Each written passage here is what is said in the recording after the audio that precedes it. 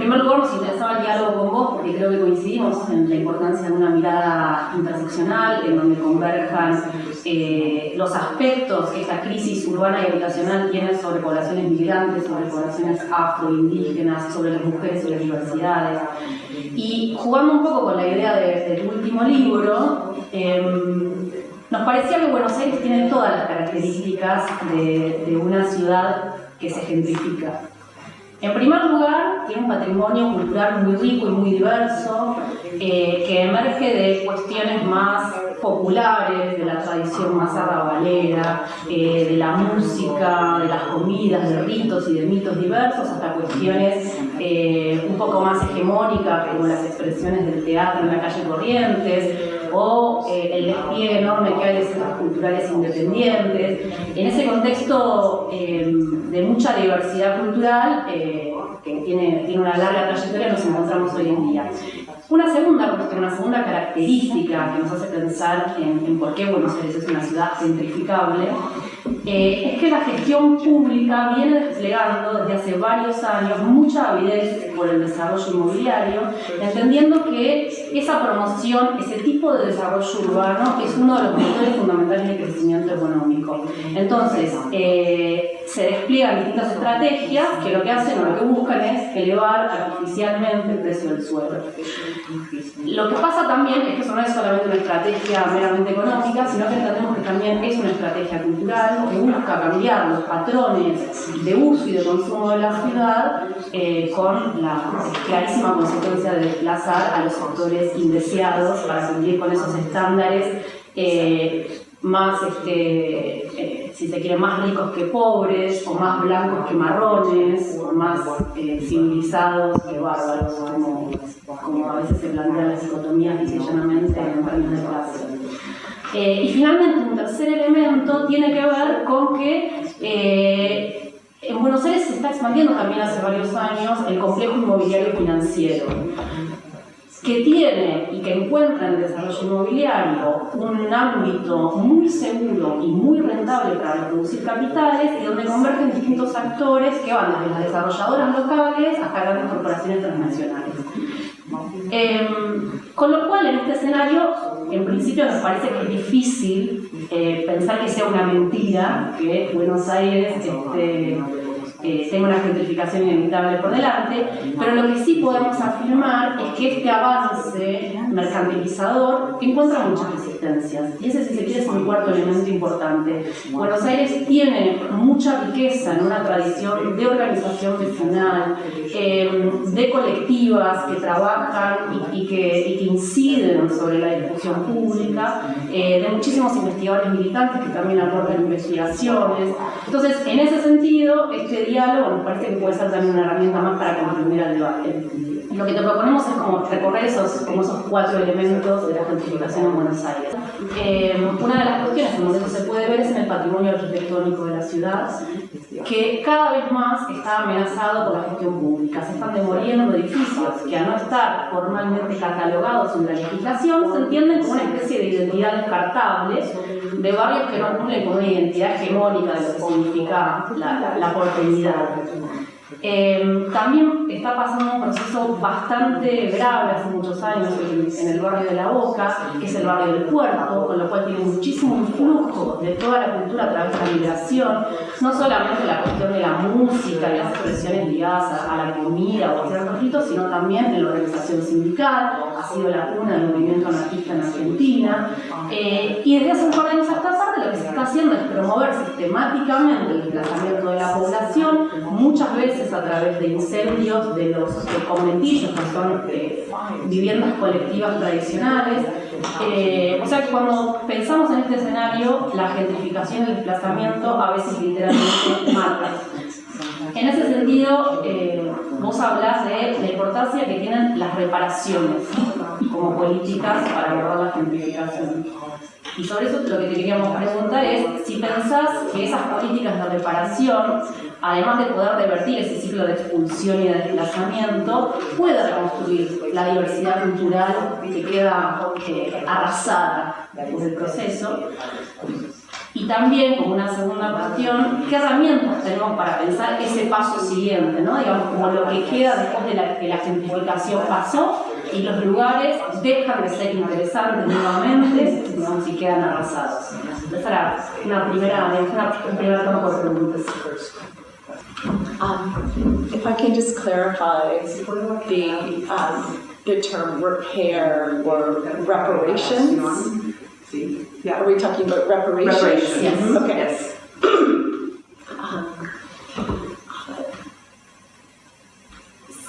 From my understanding of the way that reparations are being connected to issues of housing and gentrification in the United States, it's an attempt to address many decades of discrimination in the housing market towards African American people.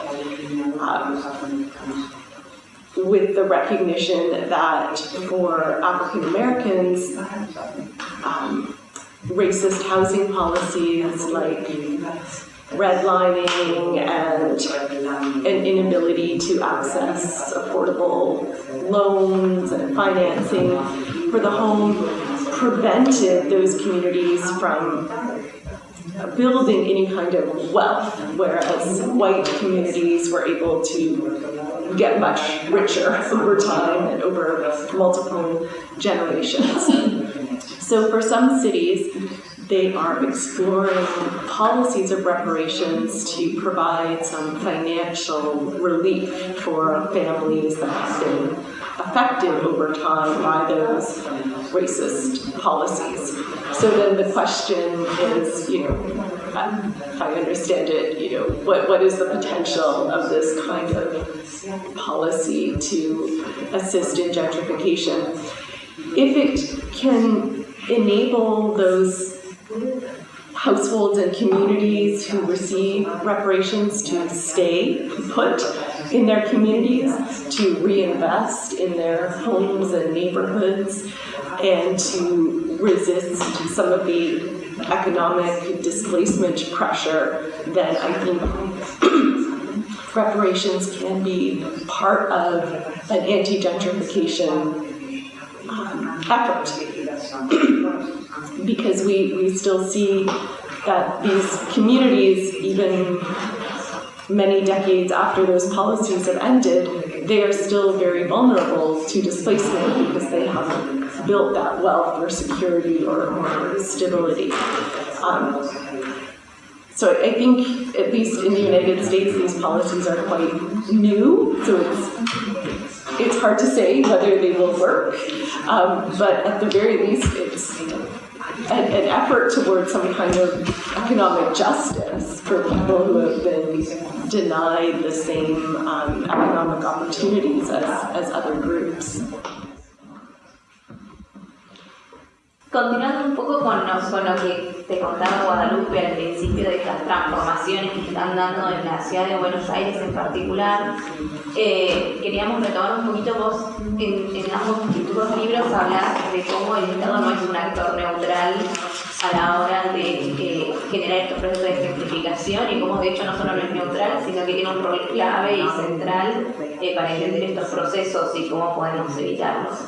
En particular en la ciudad de Buenos Aires lo que estamos viendo es, por un lado, por ejemplo, la creación de nuevas fronteras para el desarrollo inmobiliario, por ejemplo, explícitamente la creación de distritos productivos que pretenden cambiar la fisonomía de los barrios. Entonces tenemos un distrito tecnológico, un distrito de las artes, un distrito audiovisual, que muchas veces incluso incluyen exenciones impositivas para que los desarrolladores construyan en esos lugares. Y al mismo tiempo vemos una política de desarrollo donde casi el 50% de las nuevas unidades que se construyen son catalogadas como lujosas o suntuosas, entonces claramente no son accesibles al común de la población. Además lo hemos acompañado con casi un 10% de las viviendas que están vacías en la ciudad de Buenos Aires. Entonces es una ciudad en la que se construye, en la que cada vez hay más desarrollos, pero desarrollos que cada vez están más vacíos y que en última instancia claramente no están respondiendo a las necesidades de la población en general de la ciudad. Entonces, primero preguntarte cómo te parece que funciona este tipo de desarrollos con la posibilidad de garantizar el desarrollo de la vivienda, cómo convive el acceso a la vivienda con este tipo de políticas de transformación urbana, y unido a eso, este tipo de formas de pensar cómo se debe desarrollar una ciudad también se aplica a la urbanización o reurbanización de barrios populares y de villas y asentamientos. Entonces, ¿en qué medida te parece que los procesos de reurbanización de barrios populares en la ciudad pueden también, en las ciudades en general, pueden empezarse también como procesos de gentrificación impulsados y violentados directamente por el Estado?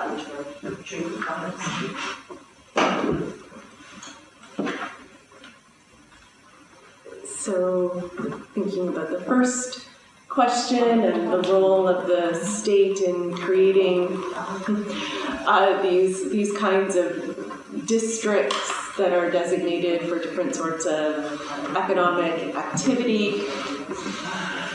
Can this coexist with access to housing, as you put it? For me, probably the first problem or question is, does the community have a say in what kind of district is being created where they live? Are they the ones asking for that? Probably not in most cases. So already we have a disconnection between what the state from above is saying, oh, you're a technological district, you're an arts district, maybe what the people want or what they feel would benefit them economically. So for me, the first solution, or at least attempt at a solution, is to make sure that communities have some power and control over the way that the state is trying to shape development. Can it exist with access to housing? Well, perhaps, maybe, if there is very strong regulation where for those developers who want to build new housing, new apartments for middle class or wealthy people, if those developers also have to build affordable housing at the same time and in the same locations so that people are not pushed out of their neighborhoods. And many cities try to do this. They have, okay, you have to build 10% affordable units, and then you can also build your luxury tower. But the stories that I read and talk about a little bit in the book are that it still creates a kind of segregation in the neighborhood where people living in the affordable housing are kept separate from those living in the luxury housing, and we don't have this integration or mixing of people from different groups. So I'm not very optimistic that it can coexist, but at the same time, I think when these processes are happening, communities do have to push for whatever they can get. The second question about reurbanization in like slum or low-income communities, that you probably all know much more about that than I do because of the different contexts that I come from. But it seems as though we maybe have history repeating itself, where the urban renewal policies of like the mid-20th century in the global north, where they would tear down slums to build either public housing or other kinds of modern civic institutions.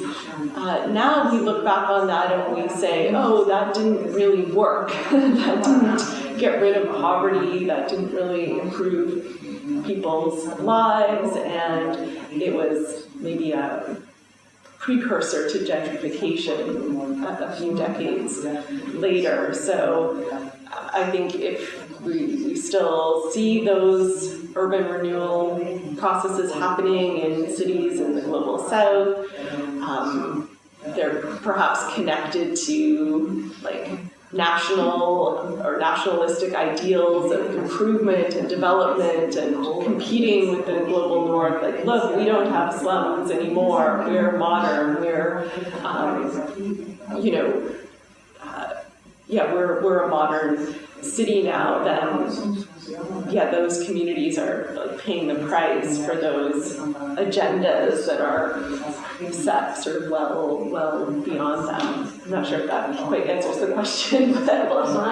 Creo que se va a pisar un poco quizá con lo que también hablan después, pero cuando vos hablabas de la participación de las comunidades en la legislatura, muchas veces hay audiencias por determinados emprendimientos que son particularmente grandes o que requieren cambios en zonificación.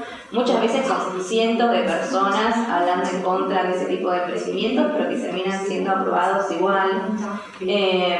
Entonces, incluso cuando hay una comunidad medianamente organizada en contra de un proyecto, muchas veces eso tampoco alcanza, ¿no?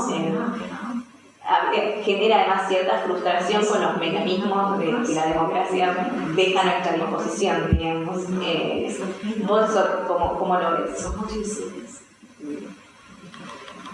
You're right. I do agree that it seems to be connected to a larger question of democracy and the strength of local democracy, as well as the state and maybe private corporate interests attempt to repress democracy, to make it difficult for people to gather for protests, to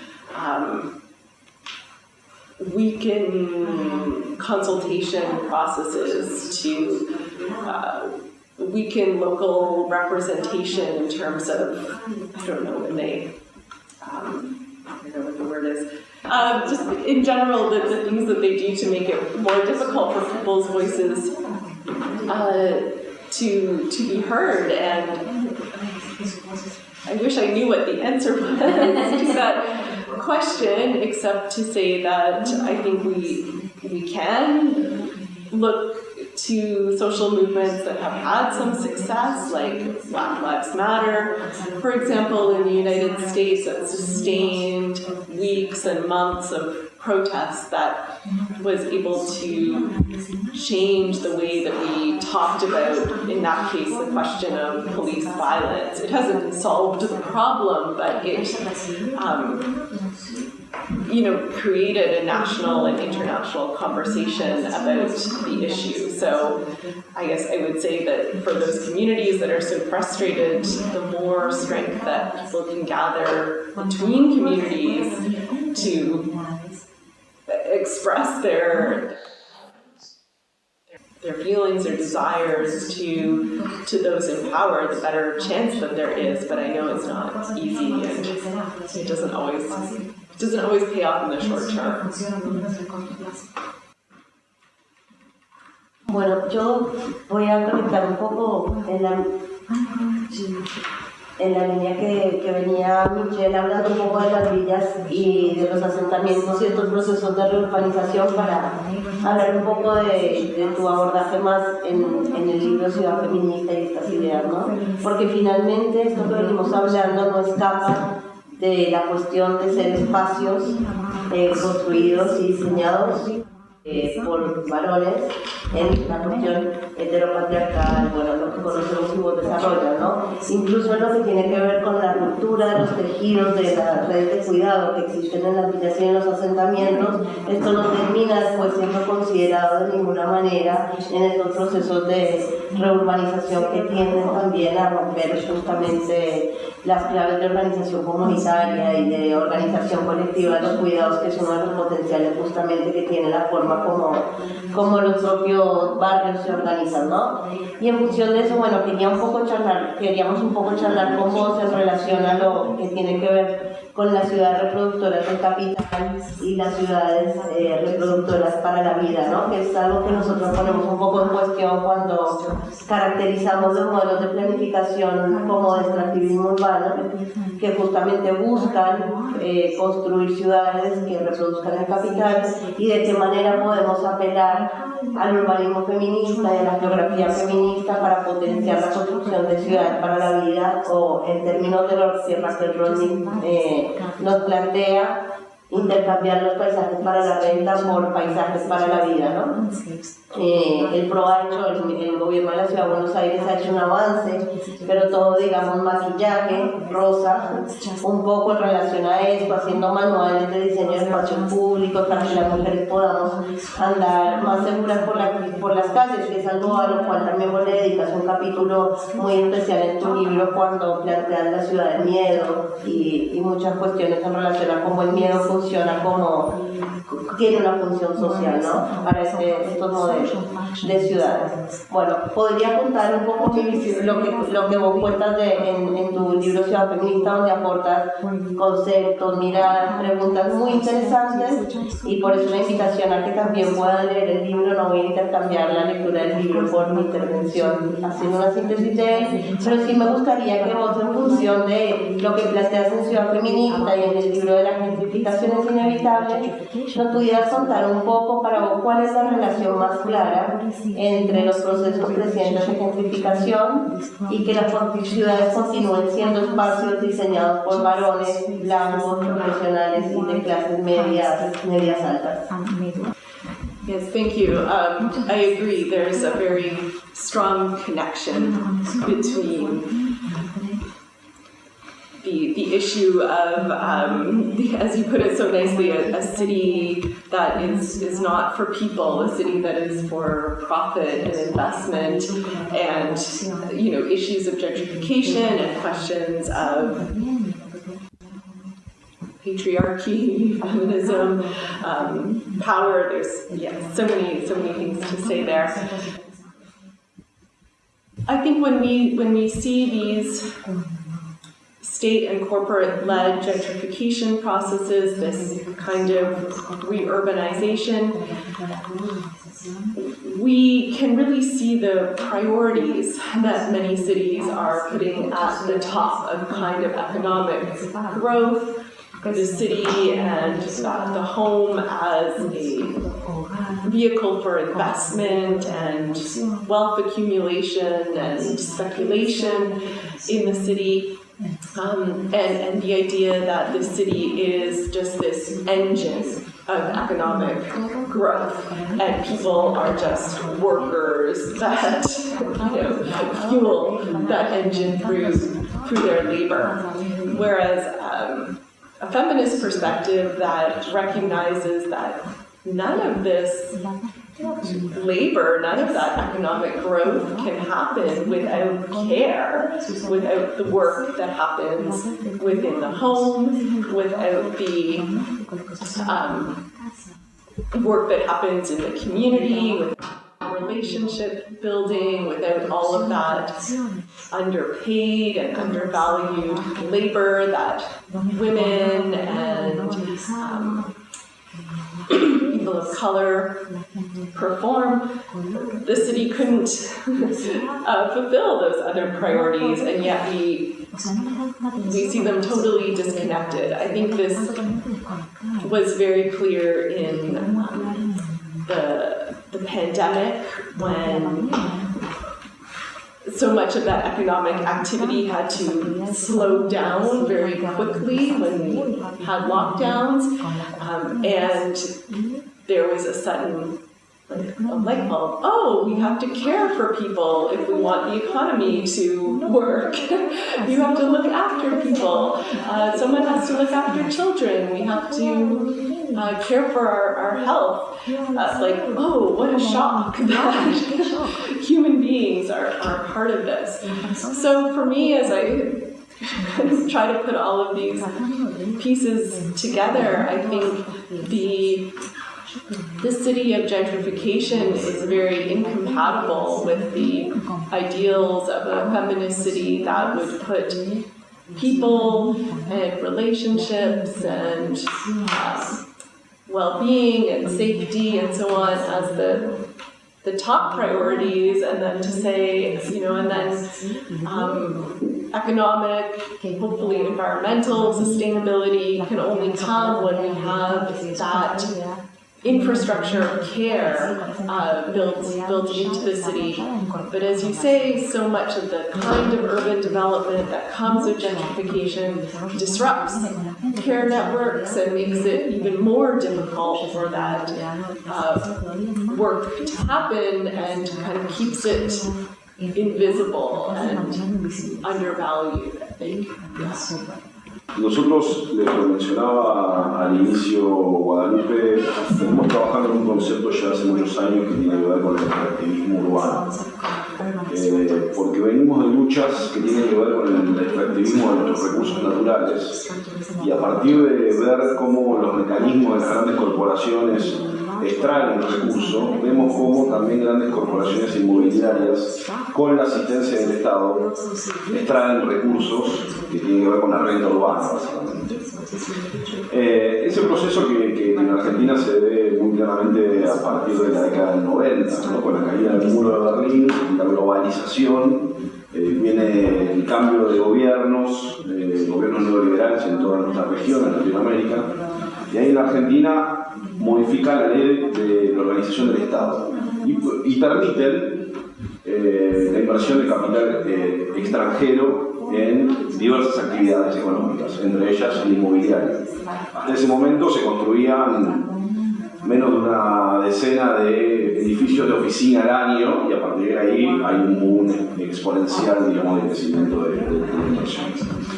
Y también de la mano de eso, obviamente, vienen etapas de resistencia, ¿no? Durante la dictadura argentina hubo una resistencia muy fuerte del movimiento villero, de la organización villera, porque la ciudad, que fue también epicentro de la organización de un mega evento, y como el día de hoy los mega eventos siguen expulsando población, lo vemos en cada olimpiada o cada campeonato del mundo. En ese momento también, en 1978, se avanzó sobre villas, sobre asentamientos, ¿no? y han sido uno erradicado y otro desalojado violentamente. Y en la actualidad hay una gran cantidad de resistencias. Resistencias de vecinos por defensa del patrimonio, por defensa del espacio público, por defensa del acceso al río, ¿no? En la ciudad de Buenos Aires ha siempre tenido una tradición muy ligada al río de la Plata. Se la conoce como la Reina del Plata, y la verdad que a partir del avance del negocio inmobiliario se le da la espalda al río, y hay una lucha muy fuerte para que no se privatice la costa. Bueno, hay resistencia que tiene que ver con las formas de habitar, con la permanencia en asentamientos, con la permanencia o la promoción de cooperativas, de forma de autogestión. Y ahí vos lo mencionás, Ana, acaba de hablar de Raquel Rornick, porque también la tuvimos hace poco tiempo, Raquel Rornick, en Argentina. Y ahí hay una cosa muy similar, porque vos planteás que los inmuebles vacíos como forma de resistencia, ¿no? Ocupar inmuebles vacíos como forma de resistencia. La ocupación del territorio también lo planteaba Raquel como una resistencia. Pero ¿cómo te imaginás que eso puede, con la dinámica capitalista en la que estamos, convertirse en una opción de mayorías y no de minorías? ¿Cómo puede organizarse una comunidad sin que esto sea solamente la excepción?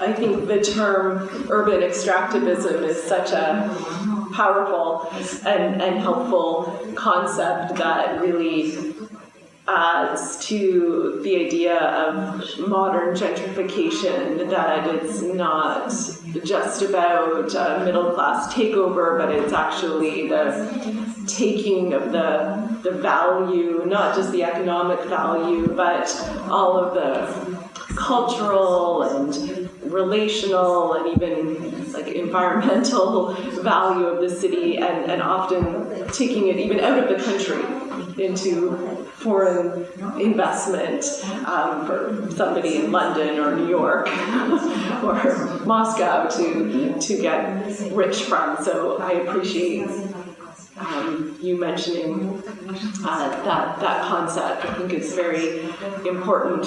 And then, yeah, perhaps the contrast to that in terms of what you're talking about, like the access to the river and those kinds of communal places, is the idea of the commons, right? Or places that are sort of collectively owned, maybe not in a private property sense, but controlled by the people. And I think we've lost the sense that that's possible in so many places. We have kind of almost accepted the idea that, you know, places are not really for the people, that we have to like ask permission to go to the water or to use a green space or to even, don't know, have a picnic in the park. Spaces are so controlled from above. So how do we change that? Yeah, I mean, I think it requires maybe a big political and ideological shift towards a return, or maybe just even a whole new idea of what a city for the people really looks like, that people have the right to urban space through their inhabitation of the space, through the work that they do, both paid and unpaid work, through the relationships and communities that they build. But it's, I think, such a shift, especially in the neoliberal context where everything is about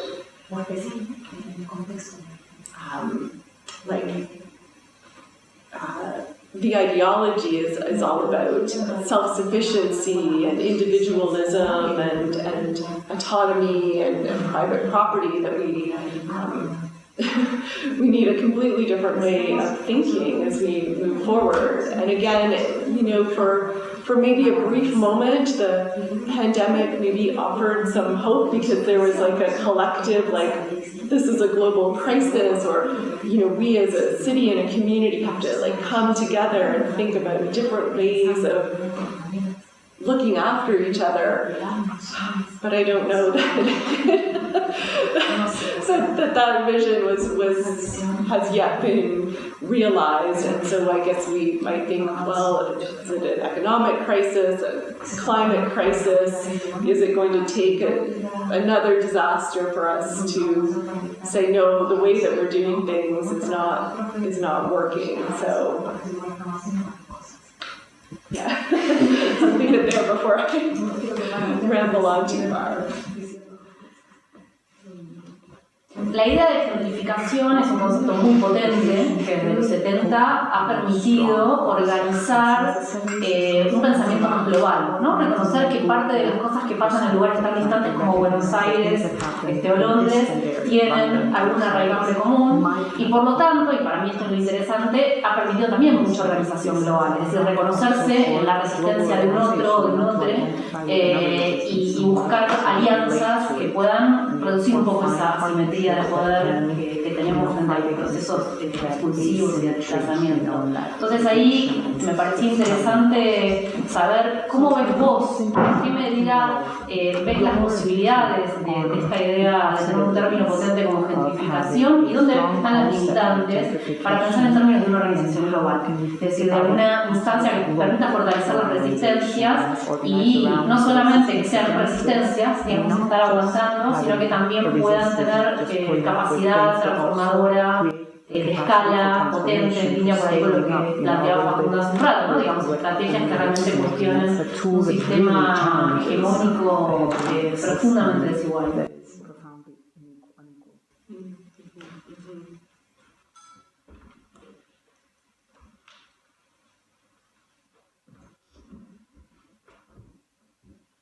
I agree with the idea that building those global connections is really important. One of the things that I talk about in the book is that for many possible reasons, we don't always know about successful resistance to gentrification that happens, maybe even in our own cities, let alone in cities around the world. Those stories don't tend to circulate around through the media as much as the stories of gentrification itself. And so we have a lot to learn from what other communities are trying and the strategies that they might be using. So I think that aspect is very important. But also, yes, maybe also this bigger picture shift, like how do we... It's not just saying gentrification is bad, but we have to be building towards something, right? If we want a movement that's international or in solidarity, what are the concepts and visions for the future that we can all grab onto to share that common vision? Because I do think it's not enough to be against something, but we also have to know what we are for, what we want. And so maybe ideas like housing as a human right, that might be one concept that could transcend international borders and even global north and global south differences. In most places, even in Canada, we don't think of housing as a human right. We have universal health care, we have public education, but we don't have the same idea for housing, right? Why not? So that's one idea. A sense of we were just talking about cities for people, right? Pushing back against the idea that cities are only for economic growth.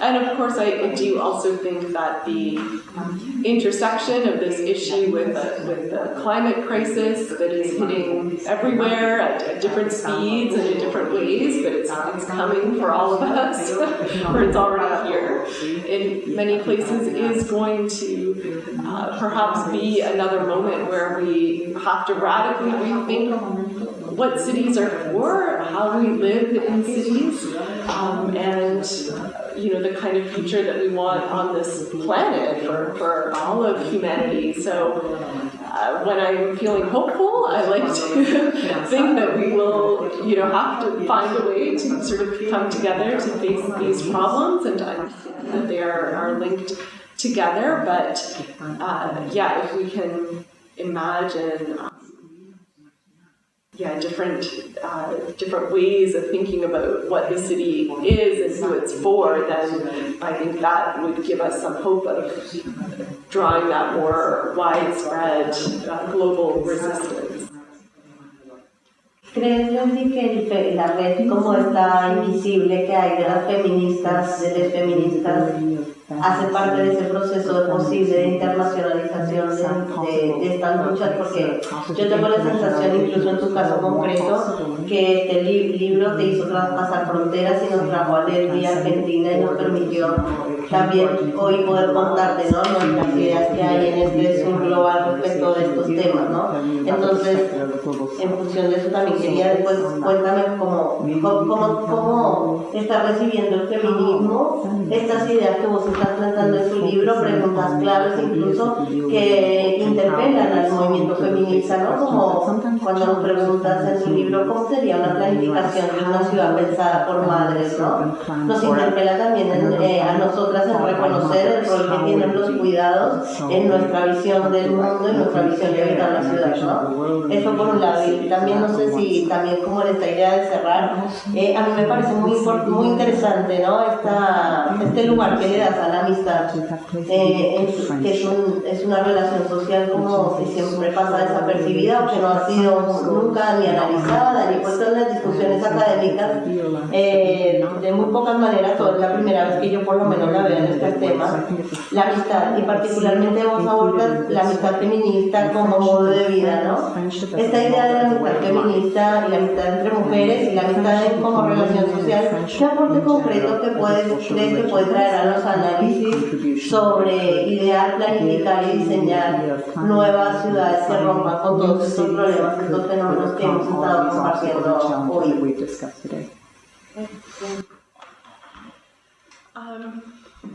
Okay, in terms of feminism, one of I think the strengths of feminism is that as a very long-standing movement that has experienced lots of challenges from without and from within in terms of differences between women and the way that some groups of women have not always felt included in the feminist project, I think feminism continues to respond and grow and evolve as a movement. It's not stuck in the past. It is flexible and it can look for and find those shared commonalities among women, whether they have to do with care work and motherhood, but also respect the differences between women, and that there is no universal womanhood that we build this movement on. So to me, I think that is a strength of feminism, even though it can be hard sometimes to find that solidarity. But I have appreciated that since Ciudad Feminista came out, women all over the world, they find at least something that they connect to, whether it's needing somewhere to go to the bathroom or feeling afraid on public transportation at night. There are similar issues that we face. So what I've learned since writing the book is that women all over the world are working on these problems in their own communities. And I think the more that we can, like with gentrification, link those together and see what people are already doing, then the greater chance we have for some of these transformations to happen.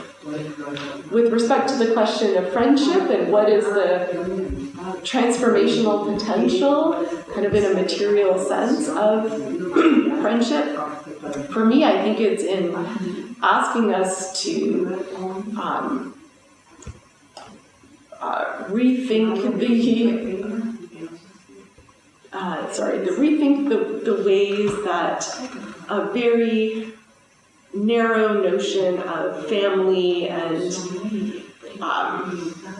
household has shaped urban development in terms of the kinds of housing that we create, who we think lives there, who can own it and who can share it. If we think about friendship, it's just one of many other kinds of relationships that we could say, oh, why don't we build housing or communities that support people living together as friends, or support elderly people to live, not pushed away in a senior citizen's home, but in a community but where they're supported.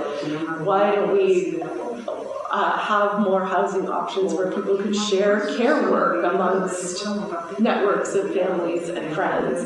Why is it difficult for multi-generational families to find places to live in many cities now? We've such a narrow idea of the home. So for me, thinking about friendship is kind of like a doorway to opening up, imagining different ways of living together that are not reliant on just this idea of the nuclear family as the only kind of building block of society and of the city. We need, I think, other building blocks to create something different. No, tu libro donde mencionás que la gentrificación es inevitable. ¿Qué rol le asignás al Estado? ¿No? Porque el Estado claramente es uno de los artífices, el árbitro, digamos, de las relaciones entre la sociedad y el mercado. Ya te mencionamos cómo viene funcionando en Buenos Aires, pero básicamente en la región es lo mismo, y a uno le cuesta encontrar casos específicos donde incluso puede haber algún tipo de reparación dentro de la misma dinámica capitalista, ¿no? Vos hablabas de reparación. Por ejemplo, hablar en Latinoamérica de captación de plusvalía, recuperación para reinversión en vivienda social o en asistencia en materia de vivienda. Por eso me interesa saber qué rol crees que tiene que tener el Estado y cuán penetrado está por esta misma dinámica. En la Ciudad de Buenos Aires tenemos un caso muy particular que tiene que ver con la venta de suelo. El suelo en la Ciudad de Buenos Aires, el público, la Ciudad de Buenos Aires es una ciudad finita, tiene límites ya establecidos con otros distritos y también con el río. Y el recurso tan esencial que es el suelo, el Estado de la Ciudad de Buenos Aires lo vende, ¿no? Permanentemente. Entonces me parece que hay una serie de indicadores, hay algunas ciudades en el mundo donde después tienen que salir a comprar suelo y lo compran carísimo a valor de mercado, ¿no? Lo paradigmático en ese sentido. Y después también si la disputa de una ciudad más igualitaria tiene que ver también con la escala, ¿no? Con el volumen de la ciudad. Porque nosotros tenemos en Argentina es uno de los países donde la mayor cantidad de población vive en ciudades. Más del 90% de la población vive en ciudades. Y bueno, y muchas disputas también tienen que ver con la posibilidad de dar una discusión en materia de la escala de la ciudad, ¿no? Si parte de la salida a futuro sea tener más ciudades no tan densificadas. That's a good question. Well, under neoliberalism, it seems clear that the state is a very biased referee in terms of being on the side of capital. They're not a neutral arbitrator between the people on the one hand and private capital. They're in the pocket of capital. So I think the state does have a very important role to play in limiting gentrification, even in a capitalist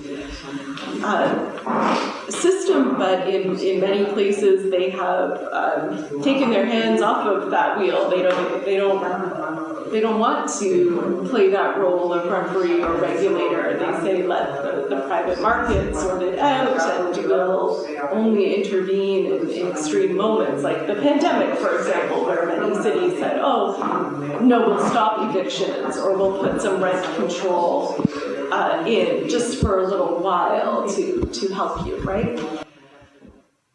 So for me, I think, this to slow down or stop gentrification, the state needs to reclaim some of its power and not say, "Oh, we can't do anything against the private market." They can, if they want to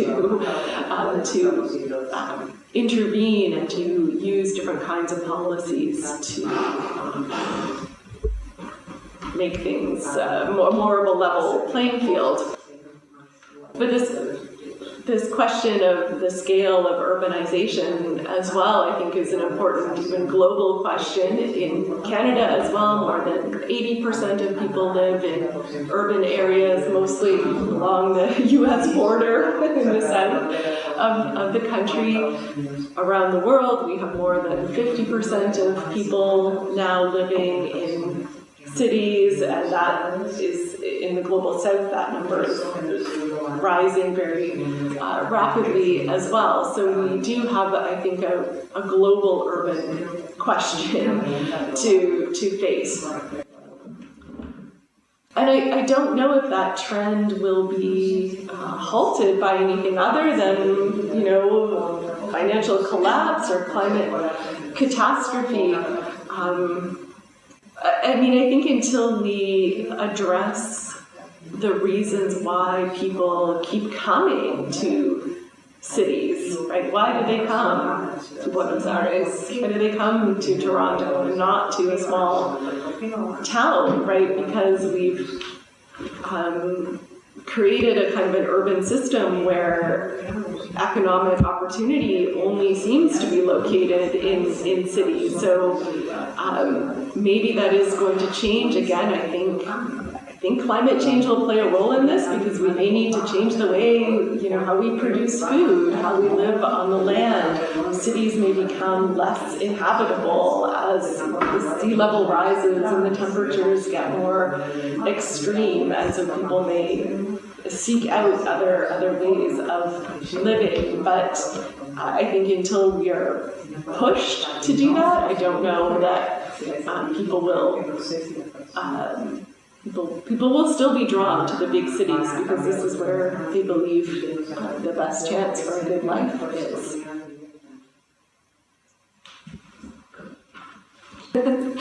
Thank you all so much. Those were wonderful questions. I've had such a warm welcome in Argentina. It makes me feel very good to know that people are connecting with these ideas, and I learned a lot from you all today, so thank you so much for inviting me. Thank you.